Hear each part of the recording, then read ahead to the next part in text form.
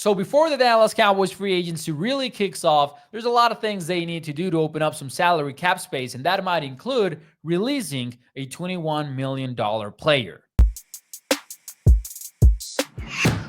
Hey, what's up, everyone? It's Mauricio Rodriguez here at A to Z Sports Dallas. And as you know, free agency is in the horizon, and the Cowboys are planning to be selectively aggressive, whatever that means. We talked about that on the last video. But in order to sign multiple players this March, they will need to open up some salary cap space because they're currently projected to be $2 million under the cap. And while that's a good place to be at, they will probably need more. That's not really a concern because the Cowboys can really open cap space very easily by restructuring deals of Dak Prescott, CeeDee Lamb, and maybe some other players as well. Even a Micah Parsons contract extension would provide them with some cap relief. However, there's one more thing they can do to free up some cap space, and it's something they've done over the last few years, and that is cutting cap casualties. These are players that are not being released because they're necessarily bad, but just because the numbers and the money doesn't make sense anymore. Think about Michael Gallup last year and Ezekiel Elliott before that. And going over the Cowboys contracts this year, I think it's obvious who the top candidate is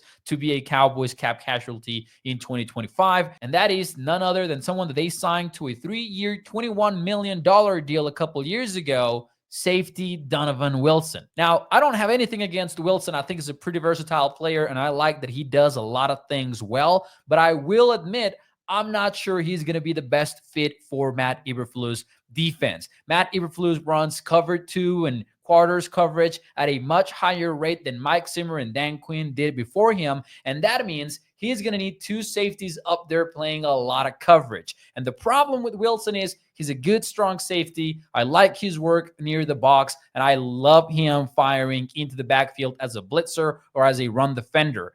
But I'm not sure he is a top safety in coverage or even close to that. And as such, I'm not sure he's a scheme fit. Now, as far as the math is concerned, Wilson would open up $5.35 million in cap space if released. That is the most out of any player under contract right now for the Cowboys. This is excluding post-June 1st cuts, but if he is cut post-June 1st, then he would open up to $7 million in cap space. And the biggest thing about this is that I could see Wilson being easily replaced. That includes with Juan J. Thomas, who is set to be an exclusive rights free agent for the Cowboys, and they can keep him on the chip very easily just by offering him a tender. And if the Cowboys want to go over the top, they could target maybe even a free agent like Justin Simmons, who I would consider a very big upgrade over Donovan Wilson, especially considering the scheme.